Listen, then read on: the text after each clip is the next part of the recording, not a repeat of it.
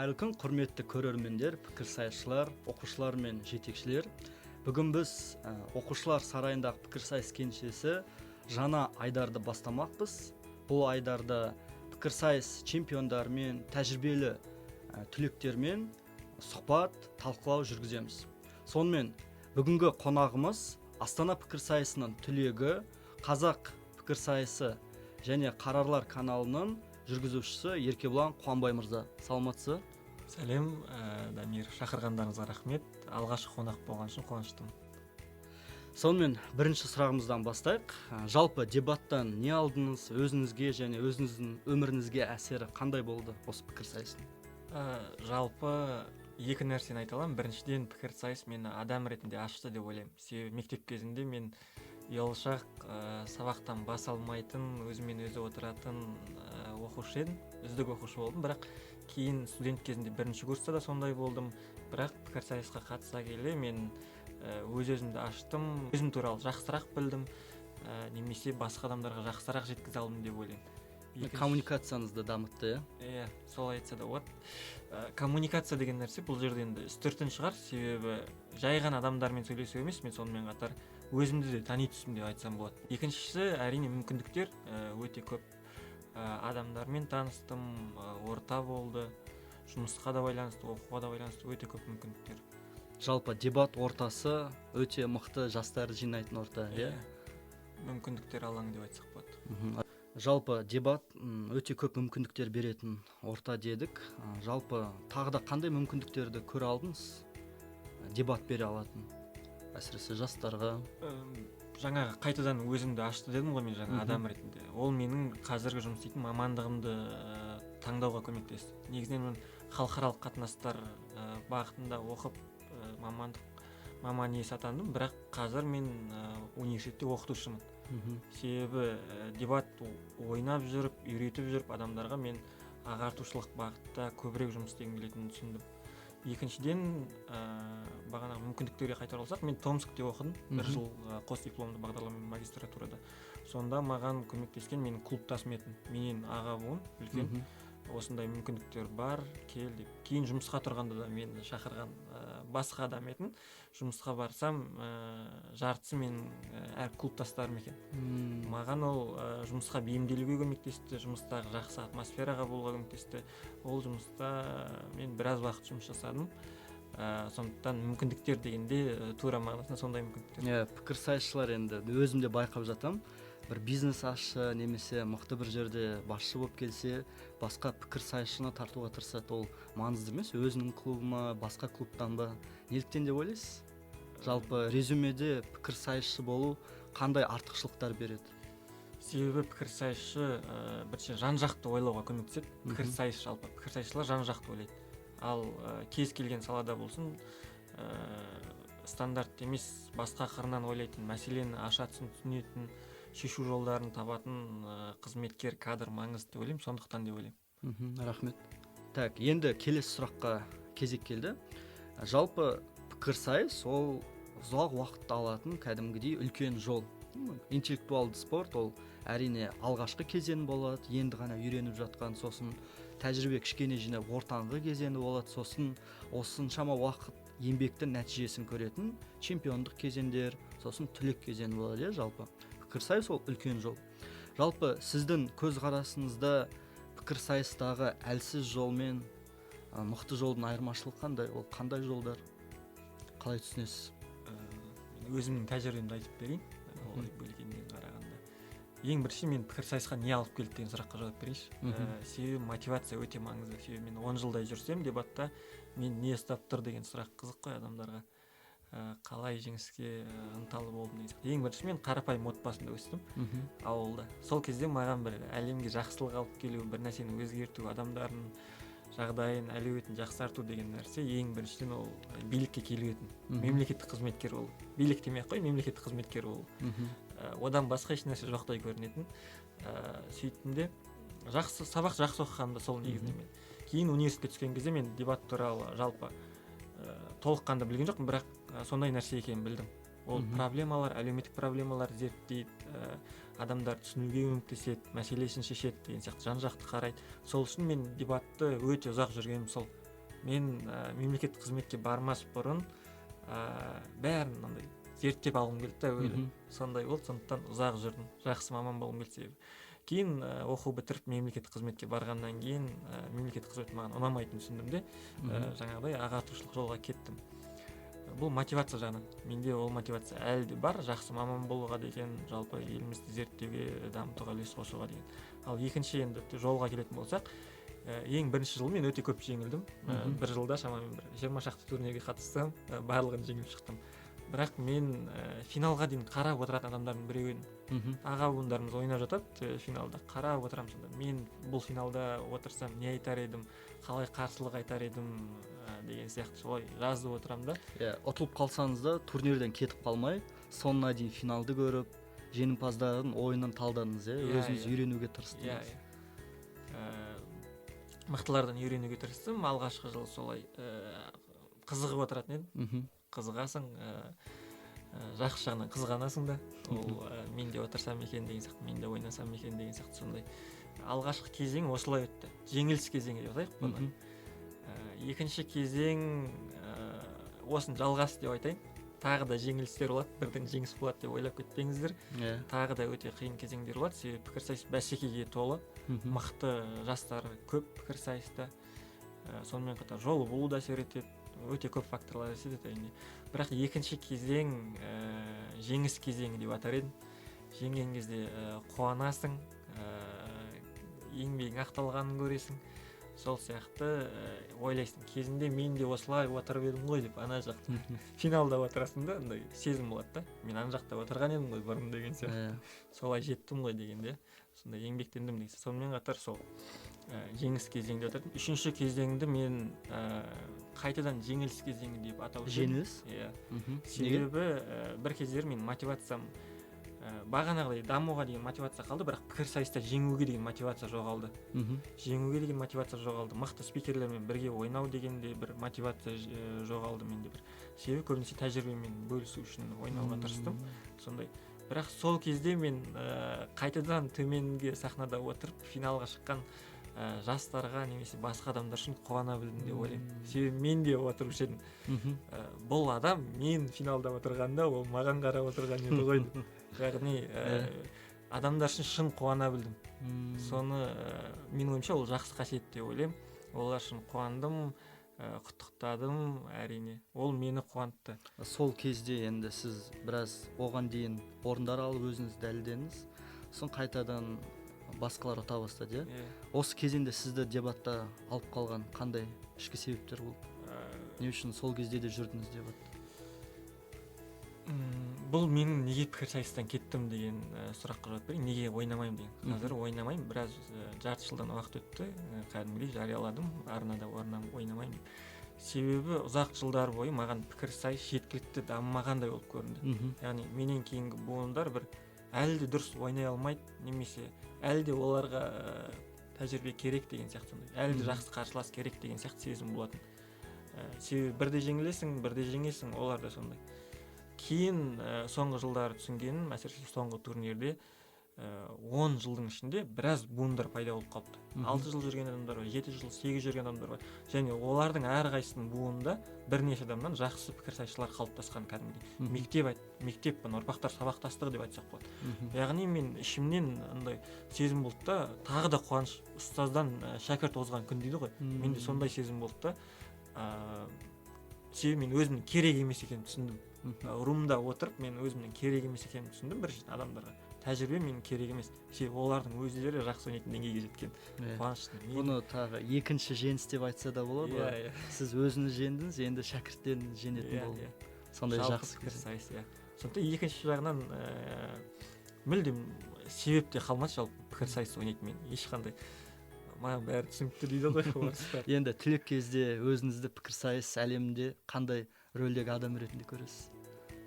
Қазір сол басты мақсатым менің қазақ дебаты деген арнаны жүргізу, соның екінші пікірсайыс қарарлары деген арнаны жүргізу, олар пайдалы болады деп үміттенемін. Сонымен қатар алдағы маусымға бірнеше жоба бар, оны айтпай ақ қояйын, орындалмай қалып жүр. Иә. Орындалмай қалып Орындалған кезде айтасыз. Иә, Хабарлап қуаныштан. көрерсіздер деп айтайын, Иә, орындалып жатса. Қолдаңыздар мүмкіншілік болса. Иә. Мен қазіргі рөлім сол деп ойлаймын, себебі пікірсайысшы ойыншы ретінде дамыды, бірақ сонымен қатар мен пікірсайыстың қоғамда бір қозғалыс ретінде орын алған көргім келеді жалпы. Аудиториядағы жеңісті емес, қоғамдағы жеңісті көргім келеді. Енді осы жолдағы кейбір енді адамдар осы жолда қателесуі мүмкін, дұрыс емес құндылықтардың кесірінен біраз адасуы мүмкін. Иә, солар жайлы қысқаша айтып кетсеңіз, қандай жолмен жүрмеу керек осы үш кезеңде? Біріншіден, жалпы пікірсайыс маған адамдарды қабылдауды үйретті деп ойлаймын. Екі жол арқылы. Себебі мен өзім көп қателескен адаммын. Мен бір жыл жеңілдім дегенде, екінші жыл жеңілдім деп айта салатын момент та, бірақ көп қиналасың, неге бұлай төрешілермен салғыласасың деп айтайыншы, кәдімгідей ұрысасың, олар чек көресің деген сияқты. Ол өте ұзақ жол. Сондықтан жеңілісті қабылдау қиын болды. Жеңілісті қабылдау қиын болады, көп қателесесің, адамдармен дұрыс қарым-қатынас жасамайсың. Қазірдің өзінде мен айттым ғой, кезінде мен бала кезімде адамдармен қарым-қатынас қатты жасамайтын дедім, мүлдем жасамайтын. Соның әсері деп ойлаймын. Жалпы қорытындылай келгенде мен сіздің сұрағыңызға былай жауап берейін. Егер дұрыс емес жол жоқ деп айтарушы едім. Себебі пікірсайыстың өзі мектеп, және осы мектепте неше түрлі оқушылар болады, және әрқайсысының жолы бар. Және пікірсайыс осы адамдардың жолдарын ашып бергенін қалаймын да мен. Сондықтан мен адамдарды қабылдауды көрдім. Мысалға, мынандай студенттер бар. Пікірсайысқа келеді де өте көп дарынды. Ойлайсың, бұл адамнан бір керемет маман шығады, керемет спикер шығады, оратор шығады, белсенді адам шығады. Бірақ ол кетіп қалады да бір жылдан кейін. Мен басында бұл адамдарды көріп қиналушы едім іштей. Неге мен бұл адамға көмектесе алмадым, неге бұл кетті деген сияқты, неге олар жұмыс істеуге мәжбүр деген сияқты, дебатқа көңіл бөле алмайды деген сияқты. Бірақ мен кейін түсіндім, жалпы әлемде не болса да оны қабылдап үйрену керек деп ойлаймын. Және әрқайсысының жолы бар, бастысы оларға көмектесу менің міндетім. Онда осы сұрақтың тағы бір жалғастырып қояйық. 4 кезең дедік, бастама, ортасы, чемпион болған кез және түлек кезі. Осы 4 кезеңдегі адамдарға сіз қандай кеңес бере аласыз? Әр кезеңге 3 кеңестен айтыңыз. Сол кезде қатты қажет болатын кеңестер. Ол бәлкім дебатта қалуға, немесе дебаттағы шынайы таза результаттар алуға бәлкім өз ортасының сыйлысы болуына. Өткен кейде көріп те жатамыз, өте көп жеңіске ие болған адамдармен де дұрыс араласпай кетеді. Немесе керісінше оның потенциалы бар болып тұрса да, кішкене қиындықтардан кейін дебатты тастап кетеді деген секілді. 3 кезеңге байланысты. Негізінен жаңағы адамдардың біреуі мен деп айтсам болады, себебі адамдармен жақсы араласа бермеймін. Мүмкін түрлі себептер бар деп ойлаймын, себебі мен максималистпін, бірден нәтижеге жеткім келеді деген сияқты. Кішкентай кезімнен сондай. 3 кезеңге. Бірінші новичок кезеңі, дебатта енді келді, енді үйренді, примерно 1 жыл аралығында, 0-дан 1 жыл аралығындағы жастарға қандай 3 кеңес бересіз? Менің ойымша, не үшін деген сұраққа жауап беру керек деп ойлаймын, саған пікірсайыста не үшін жүрсің деген. Себебі мен расын айтсам, іштей ашуланамын, ал айтады ғой, ызадан да күлесің деп. Сол сияқты не үшін жүрген білмейтін студенттер бар да. Дебатқа келеді, кетеді, көңіл көтереді, уақыт өткізеді. Бірақ 1 жылдан кейін қарасаң, ол ойыншыда бір айтарлықтай өзгеріс жоқ. Білім жағынан, жаңағыдай көзқарас жағынан. Сол үшін не үшін деген сұраққа жауап беру керек деп ойлаймын. Ең алғашқы бірнеше айда. Қыркүйекте келдім ба, қысқа дейін не үшін маған керек, не алғым келеді деген сұраққа жауап бер. Ол өте маңызды. Сол саған бағыт бағдар болады деп ойлаймын. Егер сен спикерлік қабілетіңді дамытқан келе ма, дамы. Егер сен жақсы адамдармен танысқан келе ма, сол бағытта жұмыс жаса.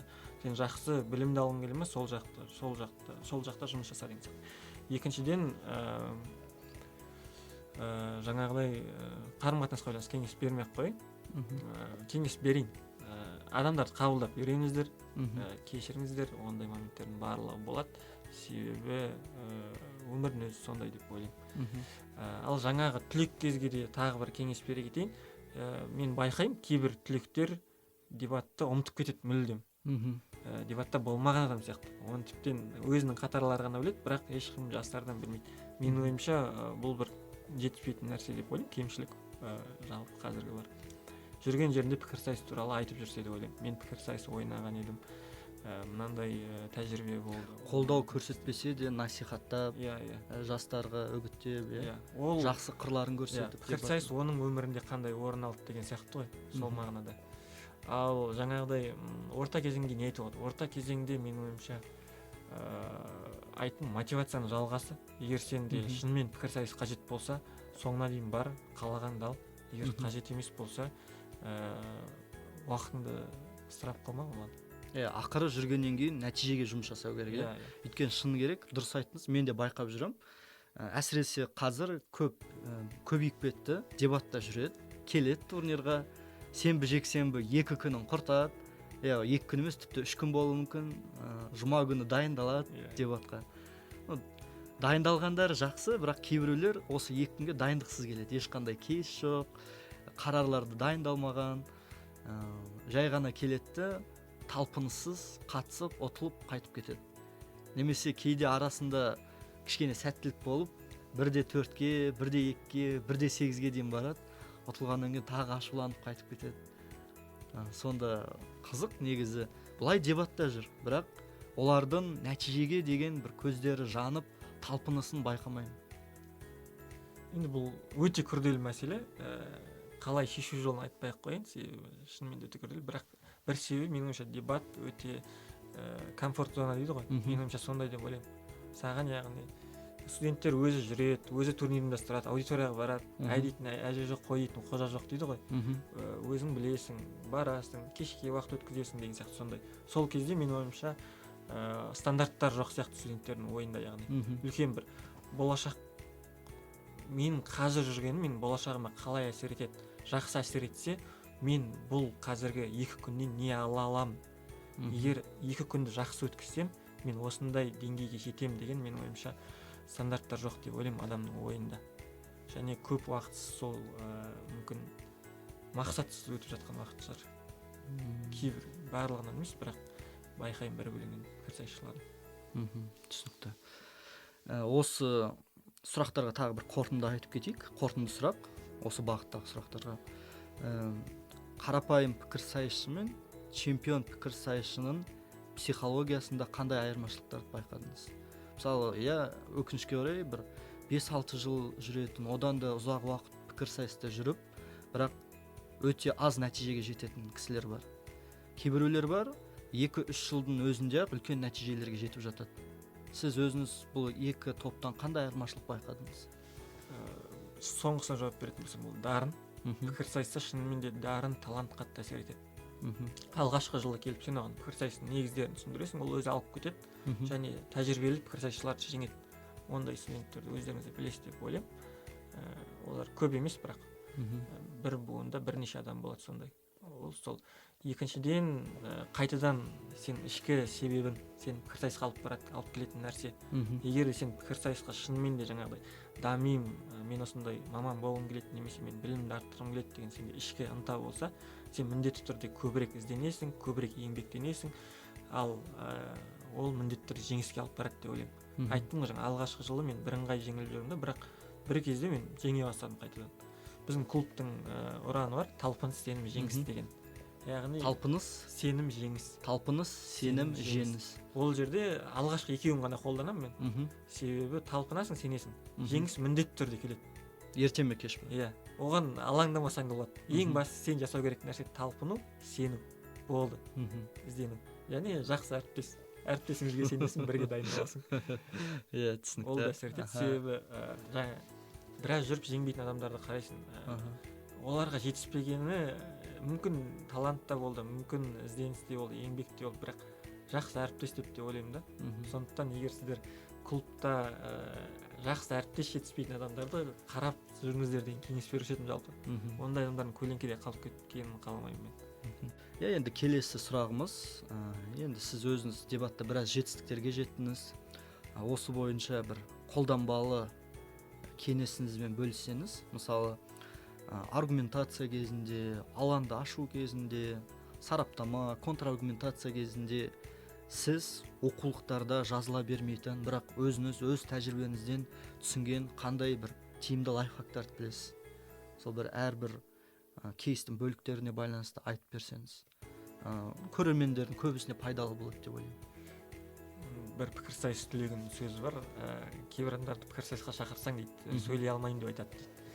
Негізі пікірсайысқа ойлау керек екенін қайдан білсін дейді. Сол сияқты ең бірінші мен көп ойланатын адаммын. Екінші жағы бар, бірақ пайдасы үнемі көп ойланамын да, соғанда ойымда мен пікірсайыс ойнаймын кейде, өзіммен өзім. Былай айтсам қалай болады, былай айтсам қалай болады деген сияқты. Сондықтан ең бірінші маған көмектескен нәрсе сол болды. Боксерлар бар ғой, өзінің көлеңкесімен жарысады. Мен өзімнің ойыммен жарыстым. Сол сияқты бір театр әртісінің кеңесін естігеннен, ол жүрген жерінде адамдарды сомдап жүреді екен, яғни неше түрлі эмоцияны көре ма көшеден, ол соны салады да сол жерде. Яғни бұл дегеніміз не? Бұл дегеніміз оның нейрондарында жаңағыдай желілер ме жаңағы өзінің жүйке жүйесінде сондай сақталып қалады деген сөз ғой, сол эмоция.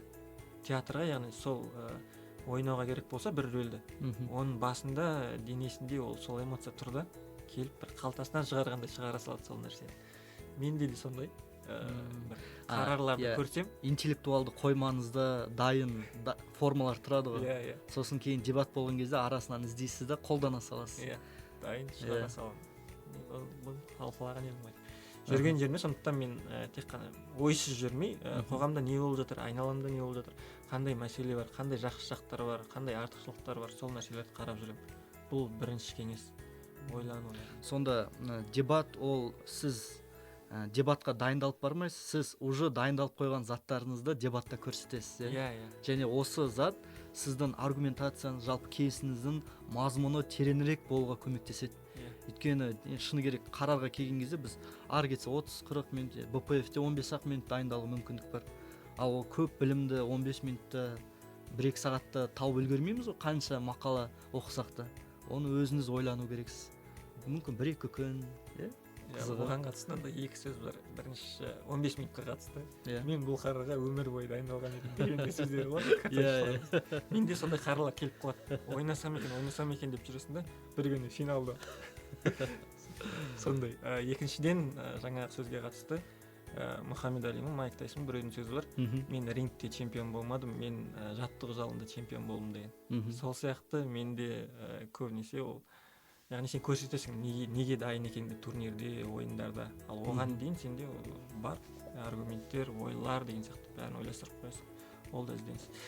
Екінші кеңеске келер болсақ, үнемі мен бір нәрсені білмеймін ба, телефонды алам, Google-да ашамын да сол нәрсені бірден жазамын. Яғни бұл күрделі ізденіс емес, оқып алып бір ұзақ мақалаларды оқу, іздену деген сияқты емес. Тек қана сол нәрсені білемін де, оң жағы, теріс жағы деп жазамын интернетке. Сол нәрсені біліп аламын. Яғни бұл өзің ойланғанды шегі бар ғой, бірақ сырттан ақпарат алу керек, сол сияқты. Бірден түсініксіз нәрсе көрдім ба, жазамын, сұраймын интернеттен. Екіншіден, шынайы адамдардан пікірін деп сұрап жүрген жағдайда. Сен қалай ойлайсың, мынаны туралы, бұл туралы деген сияқты. Себебі пікірсайыс шынайы болу керек дейді ғой. Көшедегі адамдардың пікірін келіп сол аудиторияға салу керек та негізінен. Халық не ойлап жатыр деген сияқты. Сол сияқты мен жүрген жерінен мүмкін байқайсың, мүмкін байқамайсың, мен адамдардан бірден жаңағыдай сұхбат ала бастаймын негізінен жүрген жерінде. Бұл да жақсы қасиет деп ойлаймын. Шенеуніктер айналысу керек қой жалпы бұл нәрсемен, халықпен араласып. Жалпы бұны бір жағынан адамның ішкі әлемде болып жатқан құбылыстарға анализдеуге деген ұмтылыс деп те ойлаймын. Өйткені шыны керек, адамның сондай ұмтылысы болмаса, дебатта жүру қиын болады негізі. Өйткені дебат ол тұнып тұрған анализ, көптеген анализ, әр аргумент, контраргумент анализден тұрады. Және осыған дейін дайын анализдер болмаса, бірде демде оны шығару қиын. Тағы қандай кеңес бересіз? Жаңаға қатысты ішкі толқындарға қатысты, толқыныстарға қатысты. Жалпы үлес қосудың неше түрлі бар ғой қоғамға. Бірақ мен пікірсайыста қалдым. Себебі пікірсайыс ең тиімді жолдардың бірі деп ойлаймын. Адамдарды, яғни оларға жол ашудың, мүмкіндіктерін көтерудің. Себебі пікірсайыс жаңағыдай ішкі толғаныстарға алып келген кезде адам яғни шынымен өзін табады дегенге мен сенемін. толыққанды соған сенгесін де бір егер де мен сияқты ауылдан шыққан бір адам еркебұлан келіп сол пікірсайыстан менен арналарынан бір нәрсе көріп үйреніп кетсе, онда менің еңбегім ақталған деп ойлаймын. Тағы да кеңестерге келетін болсақ, аға буындардан үйреніп, мен жаңада айтып кеттім, ойындарды қарап отыратын деп, аға буындардан мен біраз нәрсені үйрендім. Бір аға буыннан мен еңбек ізденісті үйрендім. Себебі бұл бұрын АПФ-тің кезінде үйіне шақырып аласың, немесе турнир келгенде ақпараттарды жинап алып келген, мақалаларды бәрін. Ол дегеніміз не? Ол ізденіс. Жазылып тұрады кәдімгідей. Ода кейс сұрау деген жоқ. Екі парағы болады, үкімет деп жазып қойған, белім болып ақпараттың. Аласың, бірде оқып шығасың. Дайын тұр ода бар емес, ол дайындалған үшін. Мен ойымша еңбек.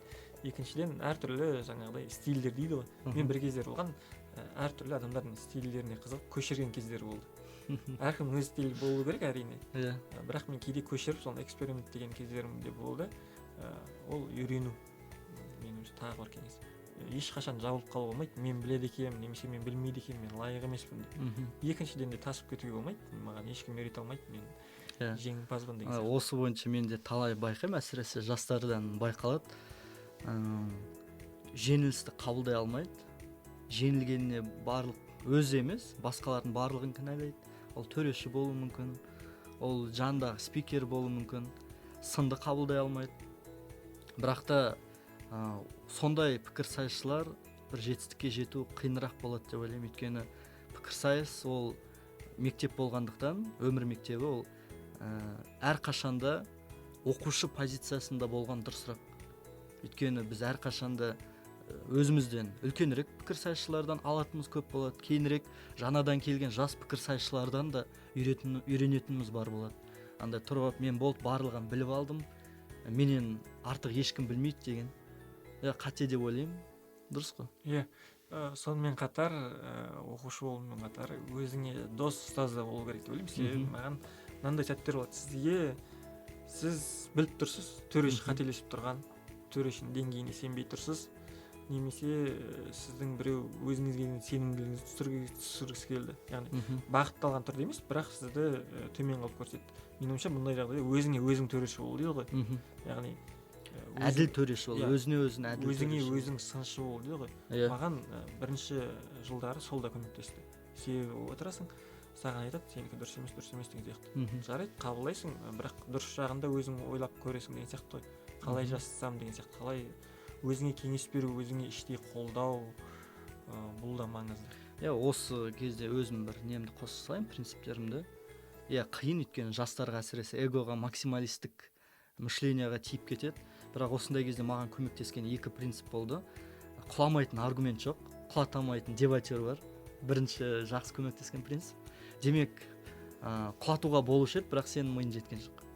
Екіншісі, төрешіге түсіндіре алмасаң, сендіре алмасаң, көндіре алмасаң, төреші ақымақ емес, оны түсіндіре алмаған сен нашар спикерсің. Міне осы екі принцип маған біраз көмектесті. Біріншіге қатысты мынандай, сіз құламайтын аргумент жоқ десеңіз, мен барлығымыз адамбыз деген принципті атап қалайын. Яғни менде андай спикерлер болды. Атаға жер жаратын дейді ғой. Келген кезде жеңіліп қаласың ғой, моральдық тұрғыда. Бірақ менде болмайтын, менде бұл осы тактиканы қолданатын. Ол да адам, оның да қателесетін жері болады. Сөйтем де мен оның сөзін тыңдап отырамын да, қатесін іздеуге тырысамын. Ол міндетті түрде қателеседі. Дәл сол сияқты. Яғни бұл бағанағыдай іштей сынып қалмауға көмектеседі деп ойлаймын. Екіншіден, өзім де адаммын деп барам, мен де жеңіліп қалуым мүмкін деп. Сол сияқты мен де қай жерден қателесіп кетуім мүмкін деп іштей дайын болып барам. Яғни сол.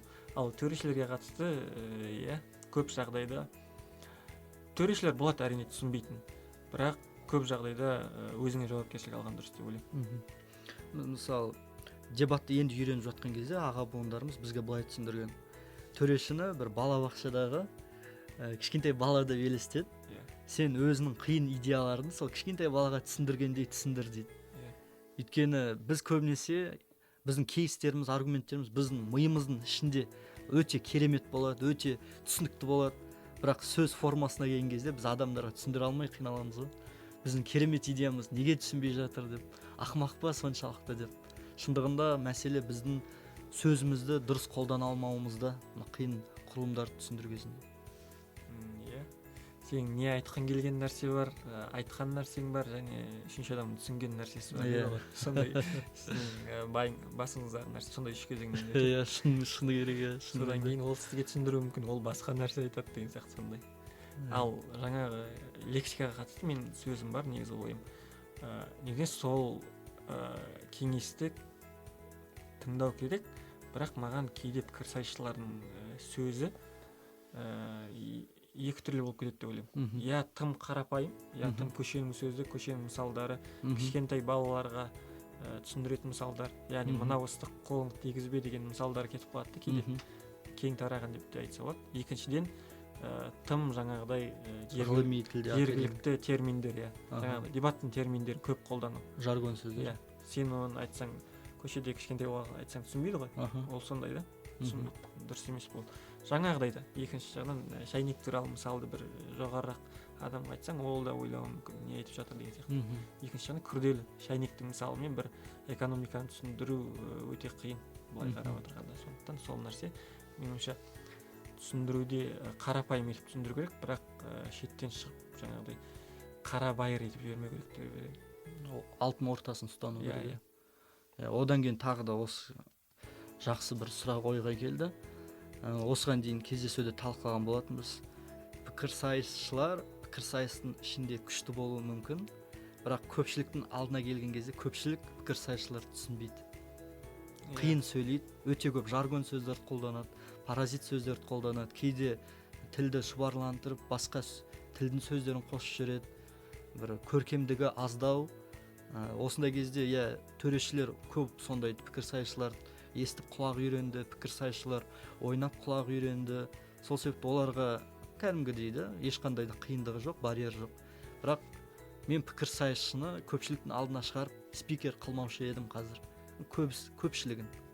Арасында бар өте керемет сөйлейтін. Бірақ көпшілігі шыны керек ораторлық жағынан әлсіздеу болып тұр. Бұл бойынша сіз қалай ойлайсыз? Пікірсайыста ораторлық маңызды ма? Жалпы қажет па? Негізі шыны керек пікірсайыс дегенде бәрі ораторлықпен ойлайды. Бірақ пікірсайыстың өзінде ораторлық біраз төменге түсіп қалған. Осының бәрін бір сөзбен айтқанда, өткенде бір мемдар тарап кетті ғой интернетте. Бірнеше тіл білгеннен не пайда, халықтың тілін білмесең деп. Сол сияқты қазіргі пікірсайысшылар халықтың тілін түсінетін шығар, бірақ сол тілде сөйлей алмайды деп айтар едім мен. Яғни тілдік бір өзгерістерге ұшыраған әрине. Ол мен ойымша кемшілік деп ойлаймын. Ораторлық шеберлікке қатысты пікірсайыс өте жақсы мектеп деп айттым ғой. Мен бір жағынан өкінемін де ораторлық шеберлігімді өзім дамытпағанымды. Себебі менде бір өзім ұялшақ болдым деп айттым ғой. Сөйтіп бір қатты назар аудармадым да. Бірақ негізінен ораторлық шеберліктен былай қараса күш қой біраз. Конечно. Ол тек қана бір жаңағыдай алдап сулау мағынасында ғана емес, адамдарды немесе халықты деген сияқты. Ол кәдімгідей өзіңіздің ойыңызды түсіндіруге әсер етеді. Өзіңді тыңдата білу дейді ғой. Тыңдата білуге әсер ететін бір өнер. Қазір пікірсайыста ол оған назар аудармайды, оны мойындау керек. Қазір мен мысалға 10 мың пікірсайысшының арасынан ораторларды тауып берші десем, мен қиналып қалушы едім кәдімгідей. Аттарын атаймын, енді екі қолдың саусақтарын толтыруға болады, бірақ ол өте аз. Келесі сұрақ ол мынандай. Жалпы дебатта, әсіресе дебатқа енді келген оқушыларға да, жетекшілерге де қатысты ол төрешілік. Әсіресе осы 1-2 жылда дебат өте үлкен бұқаралық технологияға айналды. Өте көптеген жүздеген, мыңдаған оқушылар дебатқа келіп жатыр. Мыңдаған жетекшілер жүр, бірақ та өкінішке орай студенттік лиганың барлық түлектері бүкіл мектепке төреші бола алмайды. Демек, бүкіл Қазақстанда сапалы төрешілікке деген өте үлкен сұраныс бар. Турнирлер өтеді, бірақ төрешілігі не деген менде субъективті болады. Кейде пікірсайысты түсінбейтін адамдар төреші болып жатады. Осындай кезде осы мәселені енді шеше алмасақ та, зиянын барынша азайту үшін сіз осы жетекшілерге, жалпы пікірсайыста енді төреші болып жатқан адамдарға қандай бір 3-4 кеңес бере аласыз? Олардың төрешілігінің сапасын көтеру үшін, барынша дұрыс төрешілік жасай алу үшін. Және де енді төреші болып жатқандарда ең жиі кездесетін қандай қателерді білесіз? Оларды қайтып шешу керек.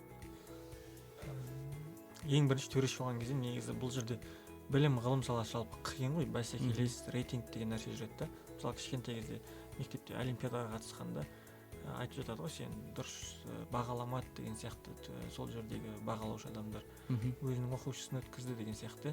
Білім саласында менің ойымша бұл нәрсе жоқ емес, бар. Себебі ол жарыс, өзінің оқушысын қолдайды деген сияқты. Сол менің ойымша бұны шешу жолы ниет деп ойлаймын. Сен төреші болып келдің ба сол балаларға әділ өткізем деп ниеттеніп кел. Жоқ, менің балам мынау жеңетін сияқты, немесе осыны жеңген қалаймын, немесе қарарға да байланысты сол нәрсе. Бұл қарар қате сияқты, оппозиция жеңеді деген сияқты оймен емес. Барлығы дұрыс. Мен қазір төрешілік етем, кім қалай ойнады, сол қалай ойлаған ойнаса жеңіс беремін деп сөйтіп келу керек деп ойлаймын төреші. Сондықтан ең бірінші қателік те сол негізінен. Келіп іштей ойлап келу, мына жақ жеңеді ау, мына жақ дұрыс ау деген сияқты. Мына жақтан андай аргументтер айту керек еді ау деген сияқты сондай нәрселер. Немесе мына жақ жеңсе, мысалға ертең кейін бұл жақ болашағы бар ау деген сияқты. Осы балалар жеңген қалайын деген сияқты ойлар керек емес менің ойымша. Келіп төрешілік ет, болды. Екіншіден түсінетін жайт осыдан келіп шығады. Командалар төрешімен бәсекелеспейді, төрешімен жарыспайды, олар өзара жарысады. Яғни төрешінің міндеті ол жерде өзінің ойымен салыстыру емес, өзінің мықты екенін дәлелдеу емес, жай ғана екі команданы тыңдап, соларды өзара салыстырып, соның тиісті бағасын беру. Енді төрешілер кім болуға құқылы дегенде сұрақтар болып жатады. Әртүрлі нәрселер бар енді. Бірақ менің ойымша, былай мысалы қарап отырсаңыз, қоғамда кез келген адам екі бір дауыс шығып жатса бітімгер дейді ғой. Бітімгер бола алу керек қой. Жалпы мысалға сіздің сыныптасыңыз, екі сыныптасыңыз сөзге келіп қалды дедік. Сіз үшінші сыныптасыңыз болып оның ақ қарасын ажыратып қолдау көрсетіңіз, немесе мұғалім ретінде де. Жалпы төрешілік ету ол кез келген өмірде көп кездесетін нәрсе деп ойлаймын. Біреуді бағалау, біреу төреші болып шақыруы мүмкін деген сияқты сондай да. Сондықтан бұл жерде төрешілікке арнайы талапты қоюға мен келіспеймін былай. Мына адам төреші болуға лайықты емес деген. Яғни кімнің ниеті таза, кімнің санасы жетіп тұр сол нәрсеге бағалауға, сол адам төреші болу керек деп ойлаймын. Мүмкін ол студент болуы мүмкін, ол тәжірибесі жоқ жетекші де болуы мүмкін. Бірақ ол сол келіп өзі сауатты адам ба сол нәрсеге келсін, төрешілік етсін, тыңдасын екі жақты. Ол бір аса қиын нәрсе деп ойламаймын. Неге қиындап жатыр? Себебі менің ойымша жаңа дебаттың тым көңіл бөліп кеткенбіз біз жаңағыдай егжей-тегжейлі нәрселерге дебатта. Қалай айтсам екен, ережелеріне тым көп көңіл бөліп кеткенбіз дебатта. Оны бір жаңағыдай қиын нәрсе қылып күрделендіріп жібереміз да.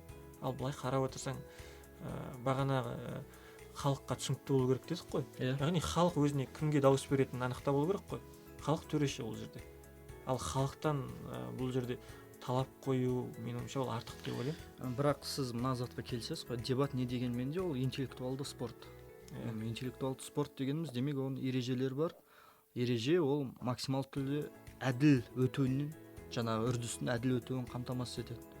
Егер де біреу тұрып сол ережені бұзып, басымдыққа түсіп жатса, жаңағы төреші жарайды мен ережелерге қатты мән бермеймін, бұл тарап басымдыққа түсіп жатыр ғой деп жеңісті беріп жүрсе, ол да әділетсіз қой. Иә. Сонында сөйлейтіндер бар деген секілді. Жалпы мағынасында жаңағыдай төрешілікке көп талап қойып қажет емес, бірақ минимум талаптар керек әрине.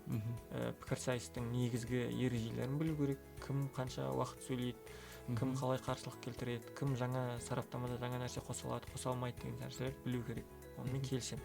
Сондықтан ол да дұрыс. Екінші жағынан пікірсайыстың ережелерін білетін адамдар төреші болу керек. Ережесі бір кетеді, екіншісі максималды түрде нейтралды болу, бейтарап болу, екі жаққа да, тіпті қарарға да, позицияға да бейтарап болу. Үшіншісі мұқияттылық деп ойлаймын негізі. Өйткені шыны керек төреші кейде ойымен қиялдап, басқа затты ойлап кетеді. Мына жақта дебат болып жатыр. Құлағы тірі дебатқа қарап тұрғанмен де ойы басқа жақта болады. Сонымен қатар ақпаратты талдай алмайтын адамдар да кездеседі. Яғни тыңдап отырады оны, бірақ не айтып жатқаны түсініксіз адамға. Ол түсіне алмайды. Ондай да кездеседі. Жалпы функционалды сауаттылыққа кіреді ғой, мен ойымша жаңағыдай оқу сауаттылығы дейді, түсіну сауаттылығы. Ол уже адамның жалпы сауаттылығына байланысты болады. Болды. ол да соған кіреді деп ойлаймын. Иә. Енді жалпы төрешілік өте маңызды нәрсе. Себебі ол сені бағалайтын адам ғой. Төрешілік сені дамытатын адам. Саған кері байланыс беріп, сенің қатеңді көрсететін адам, саған ақыл айтатын адам. Сондықтан төрешілікке немқұрайлы қарауға болмайды. Және әділет мәселесіне келгенде, егер саған оқушыға келіп мысалға әділетсіз саған төреші болып жатса, ол кейінгі ынтасына да әсер етеді, қызығушылығына әсер етеді. Дебат деген осы ма, мен оны әділдік деп жүрсем деген сияқты ойлар келеді. Сондықтан оған немқұрайлы қарауға болмайды менің ойымша. Енді соңғы сұрақтарымыздың бірі, жалпы жаңағы айтып кеткендей, жалпы мектеп, әсіресе мектеп бағытында, колледж бағытында енді дебат клубтар ашылып жатыр. Әлі дебатты мүлдем ойнамаған, турнирлерде мүлдем болмаған жетекшілер, оқушылар келіп ол клубтарды құрып жатыр. Бірақ өкінішке орай байқаймыз кейде, жалпы клуб деген не, ол қалай жүру керек, ұйымдастырылу керек, қандай клубтың ішінде қандай іс-шаралар болу керек, жалпы клубтың функциясы неде, не үшін қажет екендігін көбісі білмейді. Соның кесірінен көбінесе клубтар ол өкінішке орай кейбір мектептерде, кейбір колледждерде ол жай ғана отчет ретінде кетіп қалады. Иә, бәлкім ол кісілер шынымен де тырысады ол затты құруға, бірақ та неге дегенмен де оның өзінің ішкі дәстүрі бар, ережесі бар дегендей. Сондықтан сіз енді құрылып жатқан клубтарға айтатын бір кеңестеріңіз, қандай бір маңызды бір принциптеріңіз бар, солар құндылықтар, солар өздеріне сіңіру керек. Жақсы, бұл жерден бірден ойға келетін нәрсе, клуб дегенде ол клубтың ішкі ережелері қандай деген сұрақ келеді өзіме маған. Себебі біздің клубта айттым жаңағыдай, талпыныс сенің жеңіс деген өзінің ұраны бар. Сонымен қатар әртүрлі ұрандар болғанымен барлық клуб өзін бір отбасы санайды. Бәрін доспыз деген сияқты достық қарым-қатынаста. Сондықтан клубтың маңыздылығына келетін болсақ, жалпы дебаттың институтталуы өте қатты маңызды. Клуб соның ең бірінші ұяшығы. Отбасы деп айтып жатыр ғой. Қоғамның да ең бірінші ұяшығы отбасы деп айтады ғой. Әр клубтың ерекшелігі бар дедік, сонымен қатар әр клубтың ерекшелігі бар дедік, сонымен қатар әр клубтың да өзінің құндылықтары бар. Яғни бір клуб бар, өзінің дәстүрлеріміз мықты деп айтады. Бір клуб бар, өздерінің жеңімпаздар клубы деп санайды. Bir клуб бар, өзінің тұлғалық даму мақсатында әрекет жасайтын. Бұл дегеніміз не? Бұл дегеніміз негізі өте көп спикерлердің қалуына, дебатта қалуына клуб қатты әсер етеді. Яғни клубтағы достары, клубтағы атмосфера ол қатты әсер етеді. Клубқа да маңызды орын беру керек, жалпы клубтың иерархиясына, жүйесіне деген сияқты. Мысалы, апта сайын немесе ай сайын жиналып әртүрлі тимбилдингтер ұйымдастырып тұру деген сияқты, ойындар ұйымдастырып тұру. Мысалға, біздің клубта ең бірінші қыркүйекте келді ма? Қыркүйекте біз күн жылы бір жаққа паркке барамыз міндетті түрде. Бір аптаға паркке барамыз. Одан кейін турнирлер бар, өтіп жатыр. Отырыстарға кешке барып, асханаға барып, бірге кешкі ас ішуіміз мүмкін деген сияқты. Кейде түстенуіміз мүмкін сабақтың алдында. Жаңа жыл келе жатыр ма, бізде жаңағыдай періште деген өзіміздің ойынды ойнаймыз деген сияқты. Мысалы, құпия періште, үнемі бір-бірімізге сыйлық беру, жақсарту деген сияқты. Жаңа жылдық кешті бірге өткіземіз. Қайтадан тағы да демалыс болдық, қайтадан одан кейін қыста бір жаққа баруға болады, тауға баруға болады, бурабайға баруға болады, жай ғана Сырғанаққа баруға болады, кез келген қалада бар. Қайтадан 8 наурыз келеді, 7 мамыр. Барлық мерекелерді яғни бірге өткіземіз біз өзіміздің клубта. Қуанышты сәттерде бірге боламыз. Сонымен қатар байқадым, кейбір клубтарда мысалға кітап оқу марафондарын өткізеді екен. Менің ойымша ол өте жақсы. Себебі жан-жақтылықты дамытады. Себебі кейбір ойыншылар бар, мысалға дебат қатты ұнай бермейтін, бірақ дебатта жүргісі келеді. Менің ойымша жаңа қосымша нәрселер кітап марафоны мысалға адамды дамытады.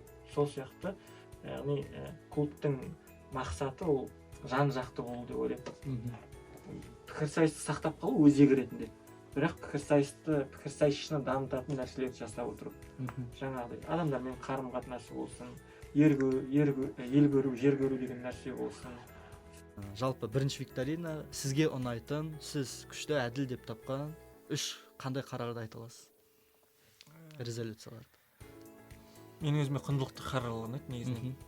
Өмір туралы ең қатты ұнайтын тақырып аспаннан қарап тұрсыз дейді. Және барлығында көріп тұрсыз не болып жатқан әлемде. Және де сіз егер иә дейтін болсаңыз, дүниеге келесіз, бірақ кездейсоқ отбасында дүниеге келесіз. Яғни кез келген әртүрлі әлеуметтік таптағы нәсілі діні әртүрлі сол отбасында дүниеге келуіңіз мүмкін. иә десеңіз солай. егер жоқ десеңіз жай ғана жоқ болып кетесіз. Яғни тақырып былай: бұл палата кездейсоқ отбасында дүниеге келуді таңдайды. Менің ойымша бұл қарар жалпы өмірдің мағынасы не, бұл өмірдің болмысы, болмыс жалпы бар болуға лайық па деген сұраққа жауап береді деп ойлаймын. Сондықтан өте ұнайтын қарар. Екінші қарар бар, бұл да өмірге қатысты. Бұл палата дүниеге бала алып келу аморальды ма, аморальды емес па деген сұрақ. Бұл жалпы Абайдың өзі де айтады ғой бір қара сөзінде: баланы неге туасың деген сияқты, егер оны баға алмасаң, қарай алмасаң деген сияқты. Сондықтан бұл қарар қызықты болды. Иә.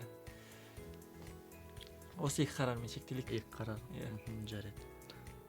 Онда келесі викторина: сізге ұнайтын, сіз пайдалы деп тапқан қандай 3 кітапты айта аласыз? Өзіңіздің жеке өміріңізге немесе жалпы дебатқа? Жаңағы сұраққа жауап берейін. Қаралар, үшінші қаралардың типін айтайын. Маған ұнайтын.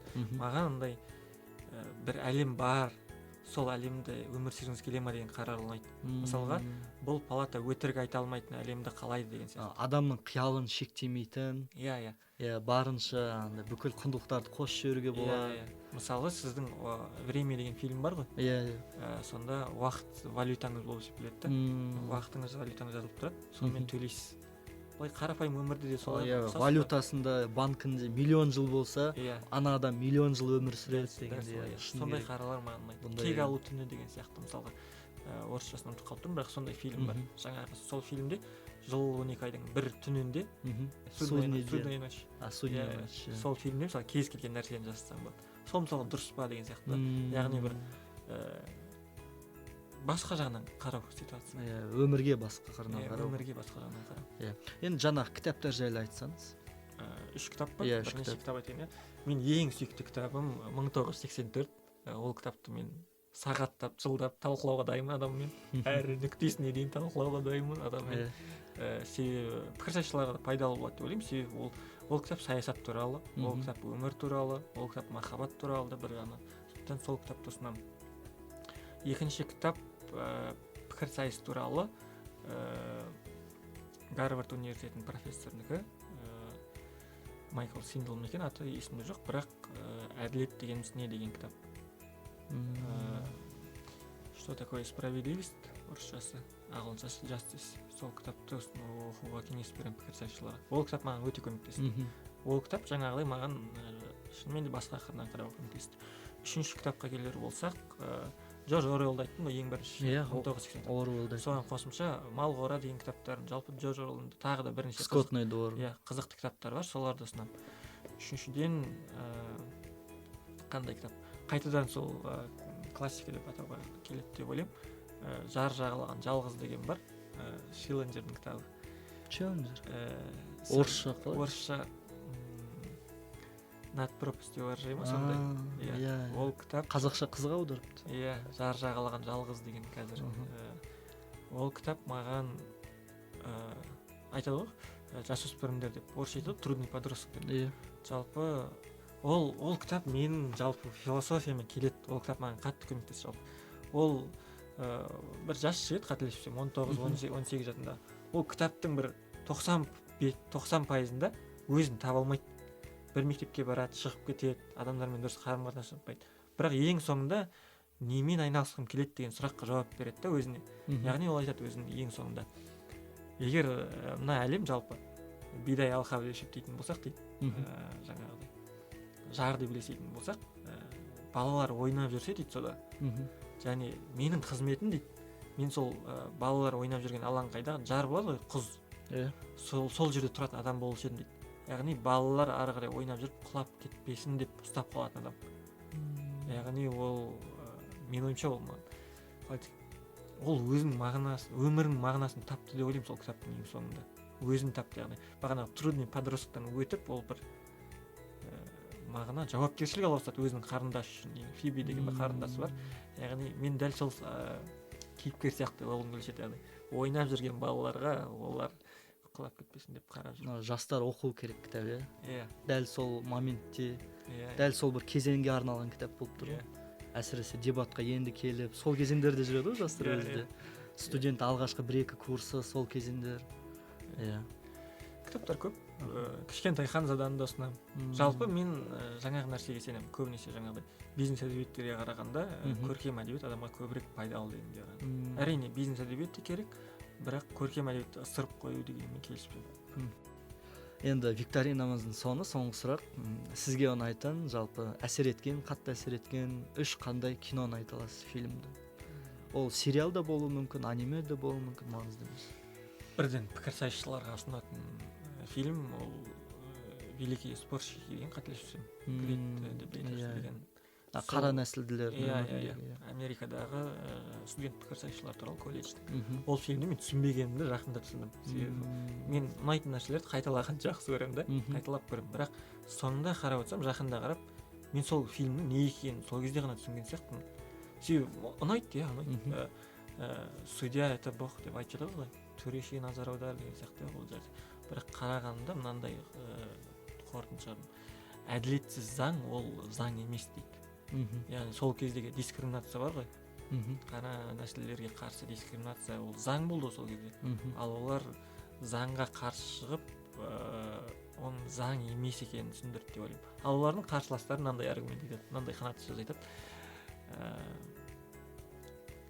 Заң ол заң, ол қатал деген сияқты.